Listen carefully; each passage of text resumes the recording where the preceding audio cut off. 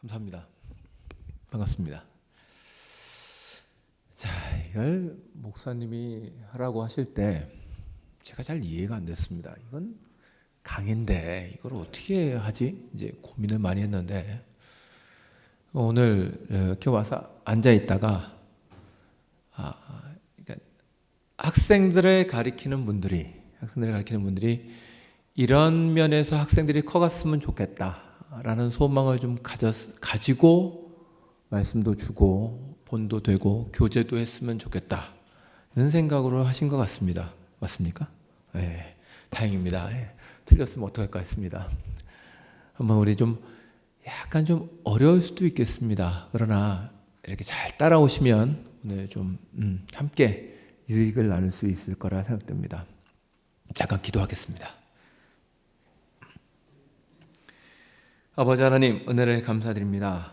주님께서 교회로 저희들을 불러 모아주시고 또한 이 교회 가운데서 주님의 사랑하신 자를 세우셔서 풍성케 하시고 그들을 통하여 어린아이들을 가르칠 수 있도록 기회를 주셔서 감사합니다. 참으로 그분들이 주 앞에 헌신하며 주 앞에 경배와 찬양을 드리고 이제 말씀을 듣고자 합니다.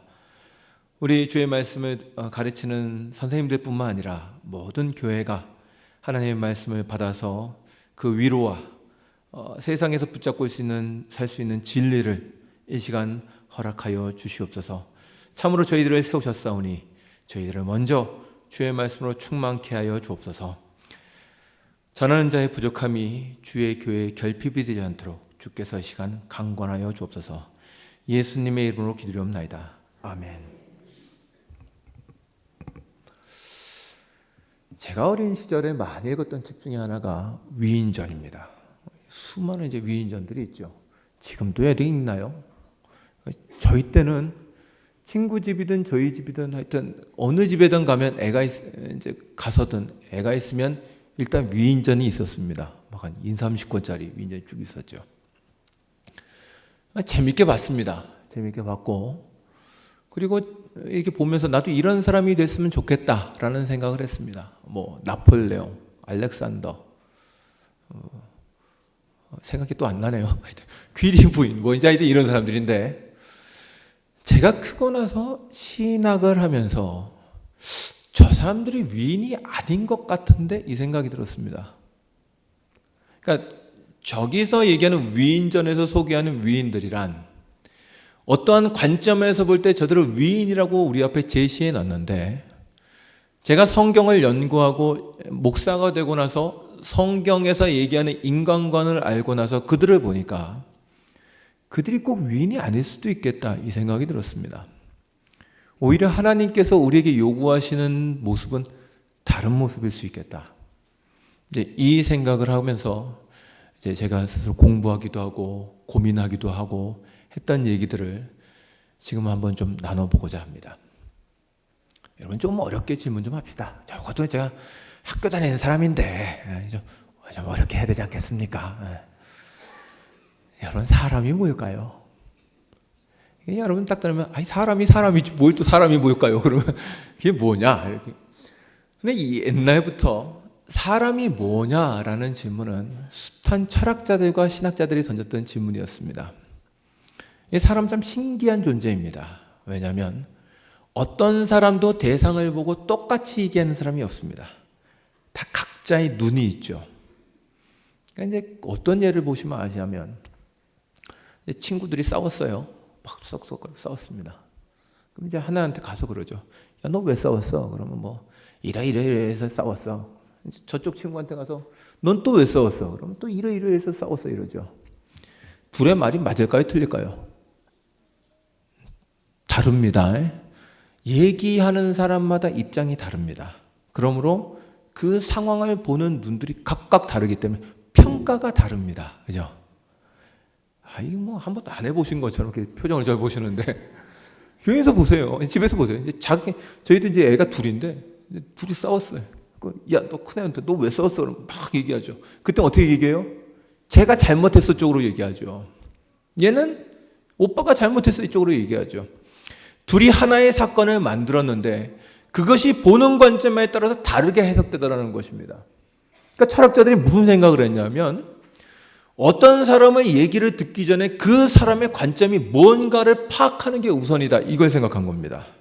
그러니까 제가 세상을 보는 눈과 과학자가 세상을 보는 눈은 다른 겁니다.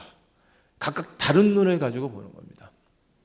그러니까 철학자들이 생각한 게 뭐냐면 자연을 연구하기 전에 자연을 연구하는 사람이 뭔지 알아야겠다. 이 생각을 먼저 한 거죠. 이 생각은 참으로 타단한 생각입니다. 근데 문제가 있습니다. 사람을 어떻게 연구할지 방법이 없습니다. 사람을 어떻게 연구하면 되겠습니까? 보통 이런 나무라든가 이런 컵은 연구하는 방법이 있습니다. 다 쪼개보면 됩니다. 꽉 쪼개가지고 이게 원소가 뭘로 이루어졌고 뭘로 이루어졌고 뭘로 이루어졌고 이렇게 파악하면 됩니다. 근데 사람을 쪼개면 죽습니다. 사람은 쪼개서 연구할 수가 없습니다. 그게 가장 큰 문제입니다. 쪼개봐야 그게 뭔지를 모릅니다.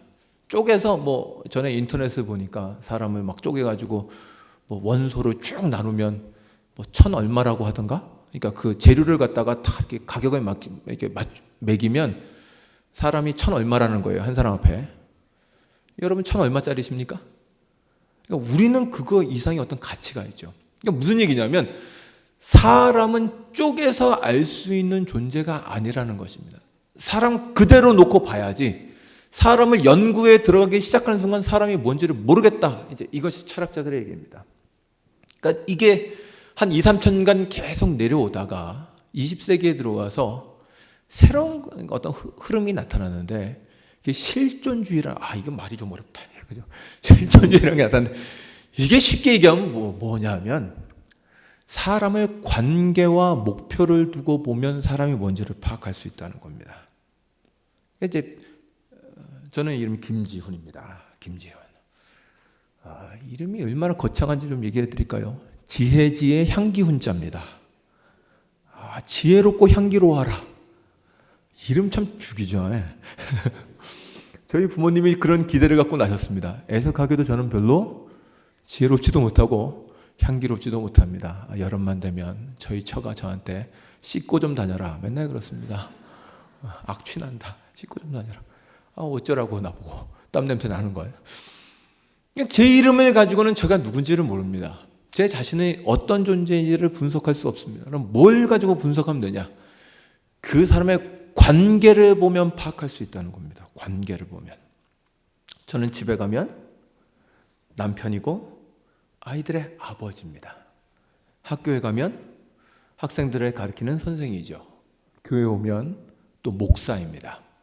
그러니까 이런 관계를 통해서 제가 규명될 수 있다고 하는 것입니다. 이게 실존주의입니다. 그러니까 사람을 얘기할 때 사람을 관계를 놓고 그 사람의 목적이 뭔가를 딱 분석해 보면 그 사람이 나온다는 겁니다. 이거는 어떤 그 사물을 보면 알 수 있습니다.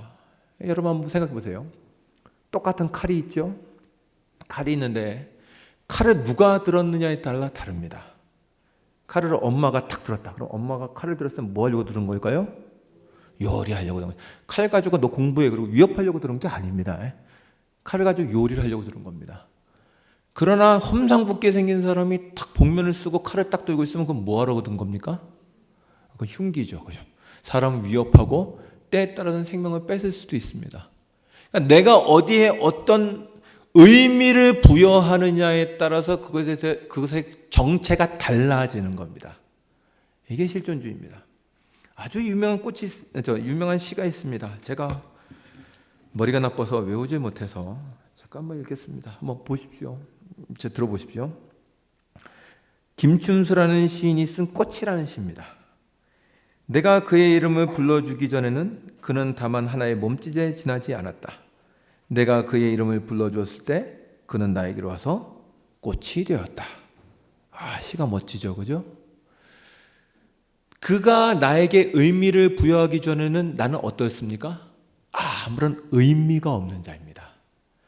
그러나 어떤 사람이 내게 의미를 부여해주고 관계를 맺기 시작하면 내가 누구인지가 드러나게 되는 것입니다. 그러니까 사람은 그냥 사람으로 혼자 서 있는 것이 아니라 그가 누구와 함께 관계를 맺고 있느냐에 따라서 그 사람이 결정되는 것입니다. 유명한 외국의 속담에 이런 게 있습니다. 그 사람을 알고 싶으면 그 사람의 친구를 봐라. 그럼 그가 누구인지 알 수 있다. 그러니까 내가 어떤 사람과 관계를 맺음으로 내가 규명되는 것입니다. 내가 내 옆에 있는 가족과 관계를 맺음으로 내가 아버지라는 어떤 정체가 규명되고, 교회와 관계함으로 내가 목사라는 어떤 그 정체성이 규명되듯이 내가 관계를 맺음으로 내 자신에 서 나가는 겁니다. 그러니까 사람은 혼자 살 수 있는 존재가 아니라 관계 속에서 사는 존재라는 걸 철학자들이 깨달았습니다. 그런데 놀랍게도요, 이 얘기를 철학자들이 거의 한 2000년 이상을 연구하면서 사람은 관계 속에 존재하는 존재야, 이걸 실존이라고 하는데, 이렇게 규명한 걸 성경은 아주 3500년 전에 그걸 이미 성경에 적어놨습니다. 창세기는 이렇게 시작합니다. 하나님이 세상을 창조하셨습니다. 그리고 모든 걸 다 만드셨죠. 만드실 때마다 하나님께서 하신 말씀은 참 보기에 좋다라는 말씀하셨습니다. 그죠? 첫째 날, 둘째 날 좋으셨습니다. 그런데 처음으로 창세기를 보면 처음으로 보기에 좋지 않다라고 나오는 게 있습니다. 그게 뭔지 아십니까? 이건 나쁘다. 이게 뭐지? 이게 또 얘기했다가 또 틀리면 이게 또 무슨 망신입니까? 그죠? 시키진 않겠습니다. 걱정하지 마십시오. 언제 이건 안 좋다라는 것이 나왔느냐면, 아담이 혼자 있는 걸 보고 좋지 않다 이렇게 말씀하셨습니다. 남자가 독처하는 것이 보기에 좋지 않다 이렇게 얘기하셨죠. 그 전에 무슨 사건이 나오냐면, 하나님께서 아담으로 하여금 모든 짐승을 그 앞에 지나가게 하는 일을 하십니다. 그러니까 그 앞에 지나가게 하니까 아담이 이름을 지어주는데, 그걸 신학자들이 얘기할 때 단순히 아담이 이렇게 이름을 지어주기 위해서 그 앞에 지나가게 하신 것이 아니라 그것보다 더 큰 일을 지금 위해서 준비 과정으로 하신다는 겁니다. 그게 뭐냐? 짐승 중에는 아담의 짝이 없다는 겁니다. 짐승들을 다 보고 이름을 붙여줬는데 그 짐승 중에는 아담과 함께 파트너가 될 만한 존재가 없는 겁니다. 이것도 제가 이 얘기를 할까 말까 하다가 했다 하면 또 집에서 애완견 키우시는 분은 되는데요 또 이러시면 제가 참 할 말이 없습니다. 근데 우리 이제 성경에서 하는 얘기대로 합시다. 성경에는 사람에게 짝할 만한 짐승이 세상에 없다, 피존 존재물이 없다라고 얘기를 합니다. 그러므로 사람이 홀로 있는 게 보기 좋지 않다. 그래서 뭘 하셨죠? 아담을 재우시고 그 아담의 갈비뼈를 뽑아서 하와를 만드셨습니다. 그러니까 하와를 만드셨다는 건 단순히 아담에게 어떤 부속적인 존재라 하는 것이 아니라 아담이 아담다워지려면 사람이 필요하다는 것입니다. 아담은 혼자는 불완전한 존재인 겁니다. 잘할 수가 없고 그 이상의 성장이 불가능합니다. 그렇기 때문에 사람을 키울 수 있는 건 사람밖에 없는 것입니다. 그래서 하와를 만들어 놓으신 거죠. 둘이 함께 관계를 지어 함께 전진해 나가라 라는 것이 성경의 큰 대전제입니다. 여러분 성경을 보시면 가끔 이제 여자분들이 불만이, 구약 성경을 읽으면 저도 좀 불만이 생길 것 같아요. 보면 남자들은 주인공이고 여자들은 다 이렇게 서브처럼 해놨잖아요. 근데 그렇지 않아요. 창세기를 보던 간에 쭉 보시면 하나님께서 남자를 귀히 여기시는 것만큼 여자도 귀히 여기셨습니다. 그 이해가 뭐냐? 아브라함한테는 아브라함이라는 이름을 지어주고 사레한테는 사라라는 이름을 지어줬죠. 만약에 여자가 별 가치가 없다면 이름을 안 지어주셨을 겁니다. 그러나 신약적으로도 볼 때도 남녀가 함께 만나 하나님의 나라를 함께 이루어가는 것이기 때문에 남자 혼자 할 수 없는 것입니다. 그래서 사라를 그에 걸맞는 어떤 명칭과 직분을 주어서 함께 아브라함에게 붙여주신 것입니다. 이것이 사람은 관계가 없이는 관계가 없이는 잘할 수가 없습니다. 그러니까 여러분 가만히 생각해 보세요. 제가 이제 한 2003년 10월에 독일로 갔는데 독일로 가서 제일 힘든 게 뭐였겠습니까?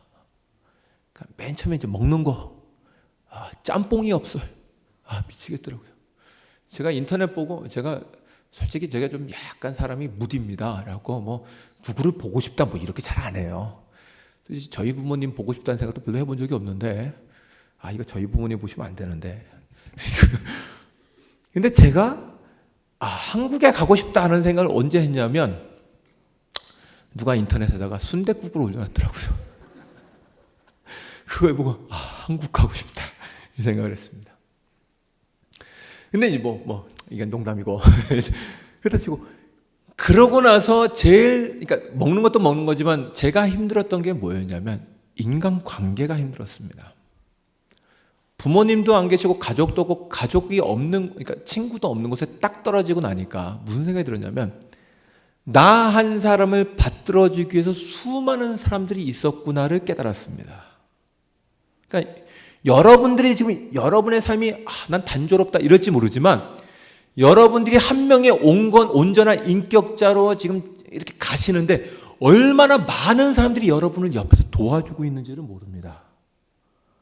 이게 공감이 잘 안 되시는 모양인데 아기가 태어나면 누굴 돌보죠? 어머니 아버지가 있습니다. 어머니 아버지만 있습니까? 수많은 친척들이 그를 보고 기뻐합니다. 이뻐해주고 그는 많은 사랑을 가지고 커 나갑니다. 관계 속에서 크는 거죠. 다 크고 나면 친구들을 좋아합니다. 친구들하고 같이 놀기 원하고 좀 더 지나면 이제 마음 맞는 그리고 평생을 함께할 남자와 여자를 찾습니다. 그래서 서로 이성이 만나서 결혼을 하고 또 둘만 만나는 것이 아니라 결혼해 보신 분은 다 알 겁니다. 결혼하고 나면 꼭 있어야 되는 게 있습니다. 뭐가 있어야 되죠? 자녀가 있어야 됩니다. 자녀가 없으면 부부관계도 참 서먹서먹해집니다. 그죠? 그러니까 자녀가 있어야 됩니다. 사람이 성장해 나가는 데 있어서 필연적으로 요구되는 게 뭐냐면 관계 속에서 모든 걸 이루고 관계 속에서 성장해 나간다는 것입니다. 이것이 성경이 말하는 것입니다. 모든 사람은 태어날 때부터 주위 사람의 도움을 필요로 합니다. 아이부터 어른까지 항상 그렇습니다. 그러니까 하나님께서 이 세상을 만드시고 보시기에 좋았더라라고 하시는 건 뭐냐면 하나님께서 창조하신 모든 것이 서로 협력해서 함께 하나님의 뜻을 이루고 있다는 것입니다. 그게 보기에 좋은 것입니다. 어느 하나가 훌륭하다. 이게 좋은 게 아닙니다. 여러분 생각해보세요. 아담이 얼마나 훌륭했겠어요. 그죠? 아담만한 지혜와 지식을 가진 존재가 없어요. 근데 하나님이 그걸 보시고 보기 안 좋다 그러셨다고요. 혼자 있는 건 안 좋은 거예요. 그래서 그에게 파트너를 붙여주어 함께 전진해 나가도록 하신 거예요. 하나님께서 이 세상을 보시고 좋다라고 얘기하신 것은 뭐냐면 모든 것이 함께 관계를 맺어서 충돌이 없이 함께 하나님 앞에서 함께 유기적으로 나가는 거예요. 그걸 좋다라고 얘기하죠. 그럼 죄는 뭔데요? 그 관계를 깨버리는 겁니다. 관계가 망가지는 것입니다. 그게 죄입니다. 죄란 건 나와 하나님과의 관계가 망가질 뿐만 아니라 사람과 사람 사이의 관계가 망가져 버리는 겁니다. 그게 죄의 문제입니다. 그래서 성경에서 샬롬, 평화를 얘기할 때 그 샬롬이나 평화는 뭘 얘기하는 거냐면 사람과 사람 사이의 관계가 원만한 것을 뜻합니다. 이게 구약 성경에 보면 얼마나 많은지 몰라요. 여러분이 율법을 보시면 그러니까 여러분 율법 그러면 이게 사람이요 노는 것도 명령으로 주면 노는 것도 싫어해요. 왜 하나님은 주일날 쉬라는 거야? 난 일하고 싶은데. 사람 참 희한해요. 여러분 애들한테 공부해 그럼 뭐라고 하죠? 내가 아까까지 공부하고 싶었는데 엄마가 공부하라고 해서 공부하기 싫어졌어. 안 해. 사람이 뭘 하라고 그러면 싫어하는 게 사람의 본성이에요. 그러니까 율법을 제대로 잘 안 보실 수 있는데 율법은 이러한 관계에 대해서 굉장히 많은 얘기를 해주고 그 관계 속에서 사람이 함께 커간다는 걸 얘기해 줍니다. 그게 율법의 어떤 정신입니다. 한번 얘기해 드릴까요? 율법에 아주 재밌는 게 율법에서는 이렇게 나무가 있고 포도원이 있으면 그걸 제가 한번 싹 추수를 했어요. 한번 쫙 흔들어갖고 추수했어요. 2번 흔드는 건 율법을 범하는 겁니다. 딱 한 번만 흔들어야 돼요. 2번 흔들면 안 됩니다. 왜 2번 흔들면 안 되죠? 이게 보니까 다 땄는데 저기 또 남았네. 이게 안 된다는 거예요. 왜요? 그거는 이웃이 먹을 거예요. 2번 추수하면 안 돼요. 곡식을 쭉 배나갑니다. 곡식을 배나가다가 흘린 게 있어요. 그 흘린 것을 또 주스러 가면 안 돼요. 그건 율법을 어기는 거예요. 왜요? 그 곡식은 이웃 거예요. 이웃과 함께 먹고 살아야 돼요. 제가 길에 가는데 보니까 새가 안 도망가요. 이놈 봐라 갔더니 새가 안 도망가고 앉아 있는 거예요. 딱 잡았어요. 들어봤더니 알이 있어요. 왜 도망간 거예요? 왜 도망 못 간 거예요? 알 때문에 못 도망갔어요. 그때 새와 알을 다 취하면 율법을 어기는 거예요. 새는 놔주고 알만 취해야 돼요. 또 제가 어떤 사람한테 돈을 빌려줬어요. 돈을 빌려줄 때 꼭 필요한 게 있죠. 담보를 잡아야 돼요. 그죠? 담보를 잡아야 되는데 제가 누구한테 돈을 빌려주고 담보물을 제가 그 집에 들어가 갖고 막 봐가지고 딱 가져갈 수가 없어요. 율법에 보면 담보물을 가지고 가는 사람은 집 문 앞에서 기다려야 돼요. 그럼 담보물을 누가 주냐? 집주인이 갖다 주는 걸 그냥 가지고 가야 돼요. 여러분 생각해 보세요. 돈을 빌려준 사람이 만약 담보물을 잡으려면 뭘 잡겠습니까? 제일 중요한 거. 그죠? 이걸 뺏으면 굶어 죽을 것 같은 걸 잡죠. 그래야 빨리 돈을 갚을 거 아닙니까? 그런 걸 잡지 못하게 됐어요. 그래서 율법에 보면 뭐라고 되냐? 맷돌 윗짝을 담보물로 가져가면 안 된다 이렇게 얘기해요. 기가 막히죠. 맷돌 뭐 하는 데 쓰는데요? 갈아서 빵 만들어야 돼요. 그걸 가져가 버리면 사람이 굶어요.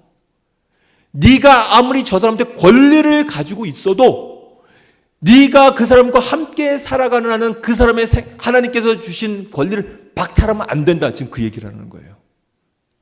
네가 그 사람과 함께 살아나가야 되기 때문에 그 사람에 대한 권리를 네가 함부로 박탈하지 말아라. 지금 이게 율법이라고요.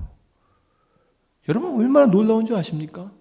성경은 우리가 함께 이웃과 살아가는 존재라는 걸 반복하고 얘기하고 있어요. 그거의 극치가 희년이에요. 희년. 50년마다 희년이 와요. 희년이 오면 뭘 하죠? 빌려준 거 다 탕감시키고 집 뺏은 거 집 다 돌려주고, 그러니까 하여튼 집 한 거 다 돌려주고, 땅 빌려주 돌려주고, 아무런 보상도 받지 말고 다 돌려줘야 돼요. 이스라엘은 놀라운 나라예요. 거기에는 절대 부자도 없고 절대 빈곤자도 없어요. 50년마다 재산이 다시 원위치 돼요. 물론 희년이 구약시대 때 실행됐느냐? 이거는 구약신학자들이 거의 실행된 적이 없는 것 같다. 이렇게 얘기를 해요.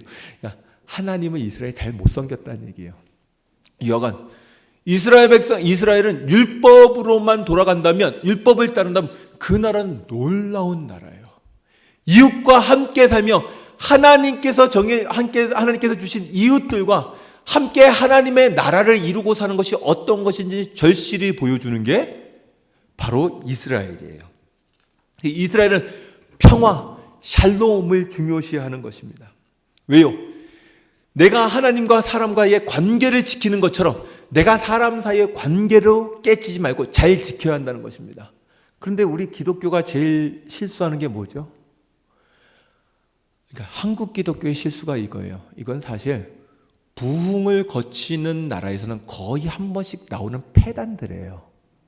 이게 뭐냐면 사람과 사람 사이의 관계보다 나와 하나님과의 관계를 너무나 강조한 나머지 사람과 사람 사이의 관계는 별로 중요시하지 않는 거예요.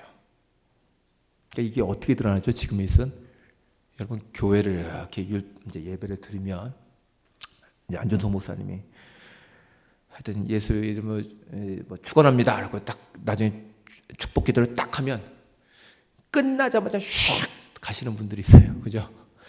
그걸 현대 언어로 가나안 성도라고 그래요. 가나안 성도. 왜 가나안 성도냐? 거꾸로 해보세요. 안 나가. 그러니까 나와 하나님과의 관계를 위해서 예배는 드리겠는데 사람과 사람 사이의 관계는 귀찮다 이거예요. 그러니까 여러분 그 사람들 데리고 자꾸 뭐라고 하지 마세요. 왜냐하면 거의 그런 사람들 중에 대부분은 교회 일에 관여했다가 상처받은 사람들이 많아요. 이제 이렇게 왔는데 교회 일을 열심히 하려고 했는데 뭐가 좀 잘 안 됐단 말이에요.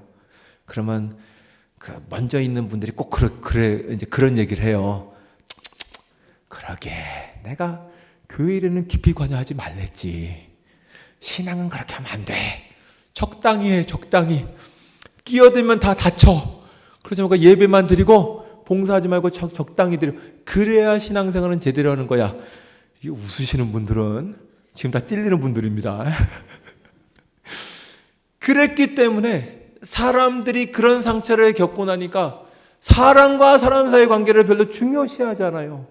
한국 교회도 그런 어떤 페달에 빠졌어요. 하나님은 나를 구원하신 분이니까 죽어서 천국은 가야 될 거 아닙니까? 그러니까 하나님은 열심히 믿어요. 하지만 사람과 사람과의 관계, 교회에 대해서는 별로 관심을 갖지 않는 거예요.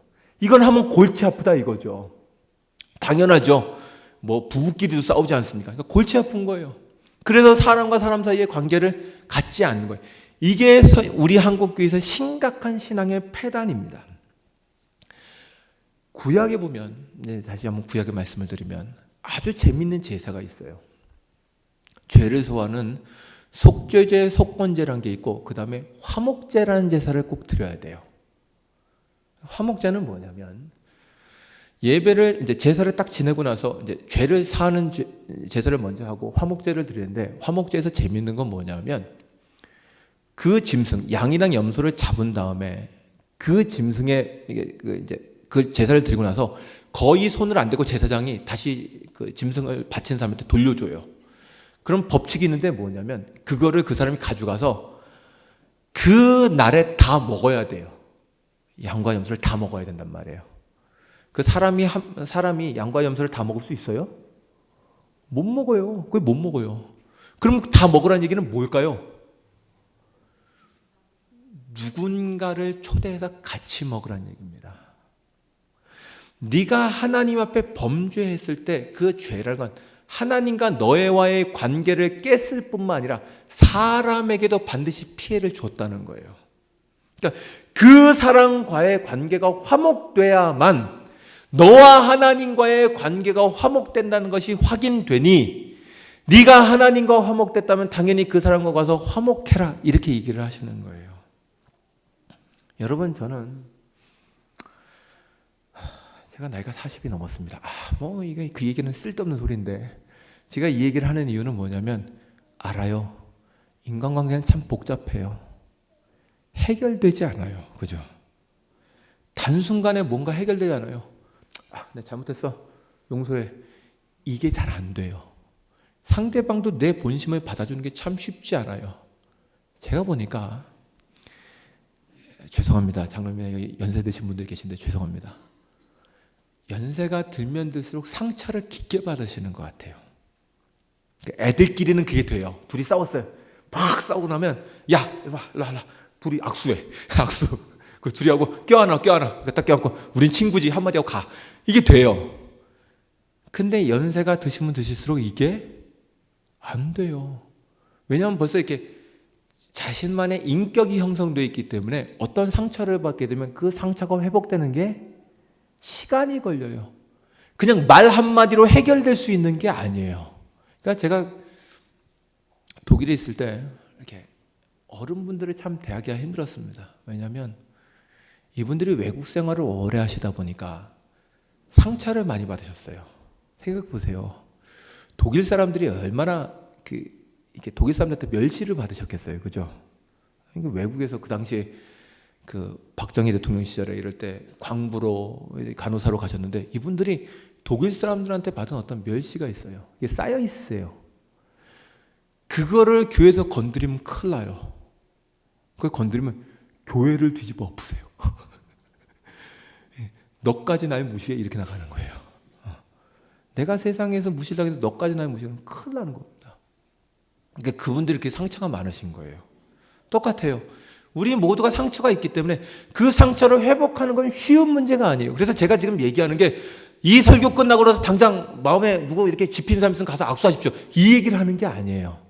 그러나 우리가 가야 되는 게 뭐냐면, 하나님께서 성도라면 여기까지 가야 된다고 지금 얘기를 하셨다는 거예요. 너희가 하나님과의 관계를 회복했느냐? 그렇다면 사람과 사람 사이의 관계도 회복돼야 된다.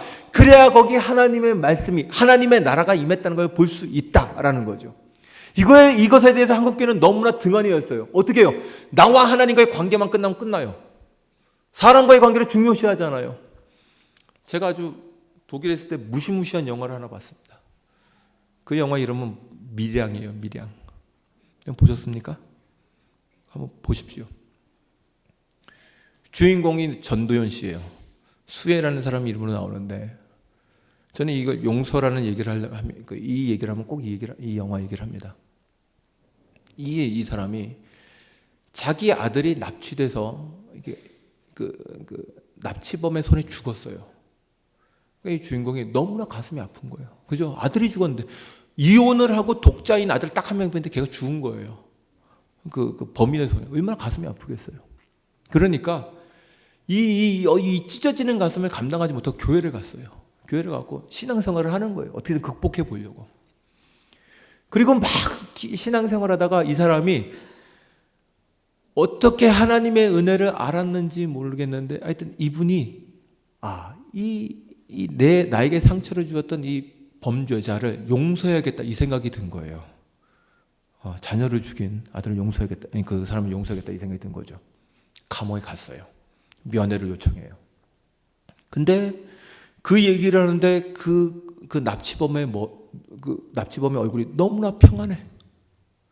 그러니까 이 사람이 이상한 거예요. 물어봤죠. 당신은 얼굴이 어떻게 이렇게 편합니까?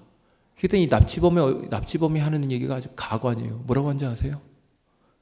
하나님이 내 죄를 사하셨습니다. 이렇게 얘기하는 거예요. 그러니까 이 여자가 그 순간 뒤집어져요. 넌 나를 죽였다. 난 너를 용서한 적 없는데 네가 누구로부터 용서를 받았다는 거냐? 그러고는 막 절규를 해요. 그리고 돌아와서 교회를 떠나고 머리를 밀어버려요. 여러분, 그 감독이 아마 기독교인인 걸로 제가 알고 있어요. 아주 무시무시한 메시지를 던져주는 거예요. 너희들이 받은 속죄, 너희들이 받은 용서란 것이 단순히 하나님과 너희만의 관계여서 너희 주위 사람들을 아무도 볼 수 없는 그런 신앙이라면 그게 얼마나 끔찍한 결과를 낳을 수 있는지 아느냐, 그 얘기예요. 여러분들이 하나님 앞에 용서를 구하셨다면 여러분이 잘못한 것도 사람에게 사과를 해야 되는 게 맞아요. 그래서 그 안에서 함께 신앙인으로 커가는 것이 교회예요. 그래서 교회 안에서는 서로 용서하는 일들이 벌어져야 되는 겁니다. 근데 내가 하나님께 용서하든 받았으니 사람으로부터는 용서 안 받을 필요가 없다라고 한다면 그건 성경을 잘못 이해하는 거예요. 왜 하나님께서 속죄의 죄라는 것을 얘기해 주셨겠습니까? 또 예수께서 에베소서에서 얘기하시는 게 뭡니까? 그리스도인, 그러니까 그리스도로 말미암은 자들, 이방인 기독교인이나 헬라인 기독교인이나 모두 그리스도 안에서 하나가 됐다, 이것입니다. 내가 그리스도 안에서 구원을 받아 하나님과 관계가 회복됐다면 내 옆에 있는 사람도 관계가 회복되어야 한다, 이겁니다.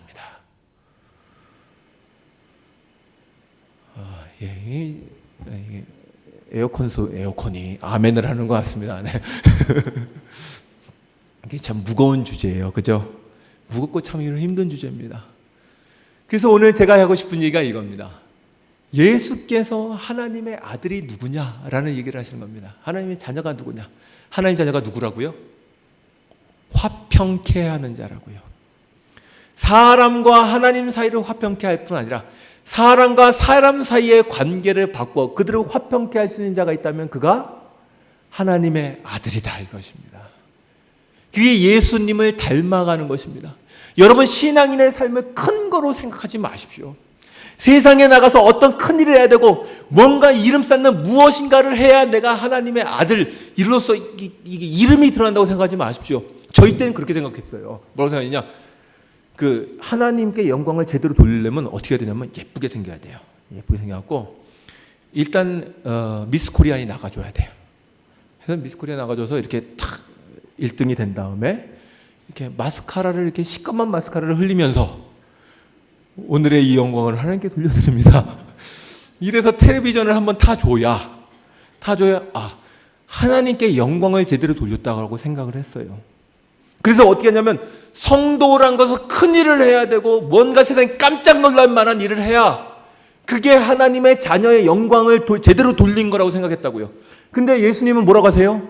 그렇게 해서 돌리는 게 아니다라는 겁니다. 그게 아니라 내가 한 행동을 해라. 내가 한 행동을 따라 해라 이겁니다. 주님이 오셔서 하신 게 뭔데요? 자기를 십자가에 매달아 하나님과 죄인들의 관계를 화목시키시고 사람과 사람의 관계를 회복시키셨죠. 이게 주님이 하신 일입니다. 이것을 하는 자들이 상처받은 사람을 끌어안아 줄 줄 알며 사람과 사람 사이의 관계를 연결해 주어 그들 가운데 하나님의 평화가 임할 수 있게 하는 자, 그가 하나님의 아들이라는 것입니다. 아멘 좀 한번 크게 해보세요. 여러분, 세상의 위인들, 아까 제가 위인전 얘기를 했죠. 세상 위인들은 다 훌륭하다는 사람들을 뭐 했습니까? 다 자기의 꿈을 이루기 위해서 사람들을 죽이고 다녔습니다. 알렉산더 대왕 뭐 했어요? 우리가 볼 때는 그 대왕이 훌륭하고 이 땅에 많은 걸 제패한 제왕으로 볼지 모르지만 다니엘서에 있는 거 보면 맹수라고요. 맹수. 가는 곳마다 다 박살내고 다니는 거예요. 자기의 꿈을 이루기 위해 사람들 다 죽여버리고 다니는 겁니다. 그게 무슨 위인입니까? 나폴레옹, 알렉산더 다 그런 종자들이에요. 자기의 꿈을 위해서 사람을 다 박살내고 다니는 거예요. 자기가 대기업을 세우기 위해서 사람들을 핍박하고 이게 뭐예요? 이거 뭐라고 그래? 착취. 그래서 대기업 일으키면 뭐 하냐고요? 그게 위인이냐고요? 아니라고요. 성경은 그렇게 하나님의 자녀가 된다고 얘기하지 않는다고요. 하나님 자녀가 되면 하나님의 아들이 하셨던 일을 할 것이라. 그게 뭐냐? 그가 가는 곳마다 평화가 있을 것이다 이것입니다. 여러분들이 이 교회에 있으므로 그 얘기가 나오게 하세요. 난 저 장로님이 있어서 참 좋아. 난 저 권사님이 있어서 참 좋아. 난 그 교회 참 갈만해. 거기 있으면 사람들이 날 참 따뜻하게 대해줘. 이 말이 나오게 하시라고요. 예수님께서 뭐라고 얘기하십니까? 너희가 서로 사랑하면 세상이 너희가 내 제자인 줄 알 것이다. 뭐 교회 뿌리 깜빡깜빡하게 이 교회 지금 뭐 얘기하는 게 아닙니다. 무슨 3,000명 들어오는 교회, 5,000명 교회 들어오는 교회 거기다 무슨 서울 한복판에 딱 들이받아가지고 그래야 하나님께서 영광 받으신다고요? 아니에요. 여러분, 이렇게 젊은 목사가 열내는 이유를 이해를 좀 해주십시오. 한국 교회는 그걸 놓쳐왔어요. 그러니까 다 엉뚱한 대로 달려가는 거예요. 달려가서 그게 하나님이 영광을 돌리라고 생각해. 그게 뭐냐고요?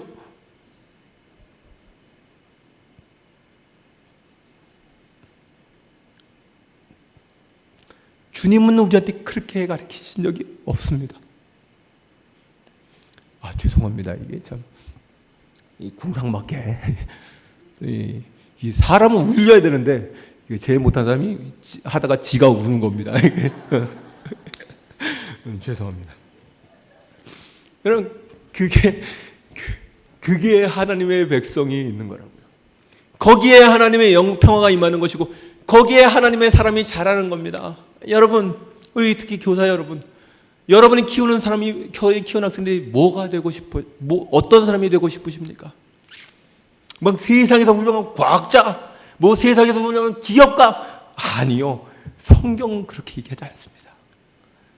성경은 그것을 하나님의 자녀라고 얘기하지 않고 그가 어디에 가던 간에 그리스도를 닮은 사람으로서 그가 있는 곳에 평화가 임하는 사람, 죄인을 끌어안고 하나님을 보여줄 수 있고 그가 어디에 있든지 간에 사람의 마음을 헤아려 줄 수 있는 사람. 그래서 그를 볼 때마다 그리스도가 저런 분이겠구나를 깨달을 수 있는 사람이 하나님의 자녀라고요. 그래서 성경이 얘기하는 게 뭡니까? 우는 자와 함께 울고 웃는 자와 함께 웃어라. 이걸 못하면 그리스도인이 될 수가 없습니다. 하나님이 어떻게 하셨는데, 예수께서 어떻게 하셨는데 죄인과 함께 우셨죠. 그래서 그들의 죄를 지고 십자가에 지고 올라가셨습니다. 그래서 그들을 자유롭게 하셨죠. 그 일에 우리는 다 부름을 받는 것입니다. 물론 우리가 옆에 사람의 죄를 지고 십자가에 질 수 없습니다. 그건 그리스도만이 하실 일이에요. 그러나 우리가 하나님을 닮은 사람, 하나님이 네 하나님이 어떠한 분인데 라고 할 때 그 하나님은 바로 죄인을 함께 끌어안으신 그 그리스도를 우리를 통해서 드러나야 된다고요.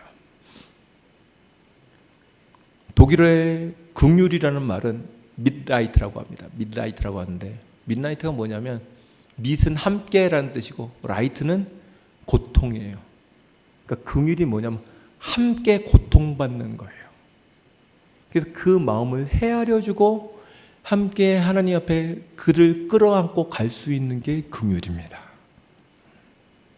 여러분, 그런 교회가 됐으면 좋겠습니다.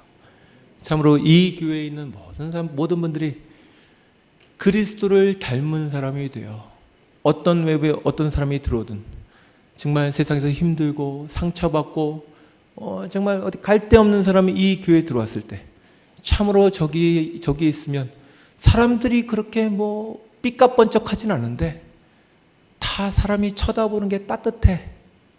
그럴 수 있으면 그 교회는 좋은 교회입니다. 여러분, 성령 충만한 게 뭔지 아십니까? 성령 충만은 입에서 불이 나가는 게 아닙니다. 그런 게 아니고 말 한마디를 해도 그리스도가 하시는 것처럼 할 수 있다면 그가 성령이 충만한 겁니다. 웃는 거 얼마나 힘든 줄 아십니까? 제가 처음에 목사 되고 나서 제일 훈련받은 게 그겁니다. 교회에 들어올 때까지 아내랑 싸웠어. 아침에 준비가 늦었고 싸웠어요. 교회 문을 탁 듣고 오자마자 안녕하세요. 이제 장로님 평안하셨습니까? 이렇게 나가는 거죠. 여러분, 이거 대단히 성령 충만해야 할 수 있는 겁니다. 이게 뭐 저런 게 다 있어. 이러시기 분을 쳐다보시는데 그렇지 않아요. 이건 성령 충만해야 할 수 있는 겁니다. 이렇게 그래서 함께 그리스도로 화합하여 연약한 자도 있고 부족한 자도 있고 이 안에 상처받는 자도 있고 심지어 원수도 이 안에 있을 수 있습니다. 그건 당연합니다. 여러분, 어렸을 때 누가 제일 보기 싫었습니까? 동생이 보기 싫었죠. 그죠? 집안 식구가 왼수입니다. 그죠? 그런 사람이 있지만 가족으로 함께 묶인 겁니다. 그래서 자라다 보니까 괜찮아지잖아요. 그렇죠? 그것처럼 이 교회 안에 여러 사람이 있을 수 있습니다. 왜 김지사는 저 교회 안 가고 왜 우리 교회 와서 왜 저러나? 이렇게 생각하지 마시고 그리스도가 우리를 함께 하나님과 묶으신 것처럼 여러분을 통하여 여러분의 옆에 있는 사람과 하나님과 함께 묶이며 사람과 사람 사이에 묶여서 함께 교회가 갈 수 있다면 문제가 좀 생겨도 괜찮습니다. 문제가 생기는 게 문제가 아니에요. 문제가 터진 다음에 그 문제를 어떻게 해결하느냐가 문제예요. 그렇게 함께 끌어나가고 안아나가는 교회가 되셨으면 좋겠습니다. 기도하겠습니다.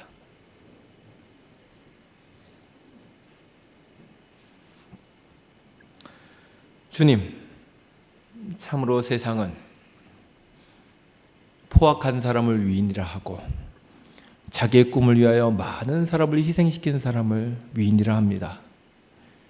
그러나 주님은 오셔서 세상의 왕 중의 왕으로 오셔서 자기 백성들을 위해서 죽으셨습니다. 그리고 그들 가운데 평화를 주셨나이다. 주님, 우리가 주님의 뒤를 따르는 사람으로서 이 땅에서 하나님 그리스도의 그 길을 따라가며 우리가 가는 곳마다 그리스도의 인격과 사랑이 전파될 수 있도록 우리를 지켜주시옵소서. 특별히 주의 말씀을 가르치는 교사 선생님들을 축복해 주셔서 이들을 통하여 학생들이 그리스도의 그 자비와 긍휼을 맛볼 수 있도록 우리 선생님들을 축복하여 주옵소서. 감사드리며 예수님의 이름으로 기도드립니다.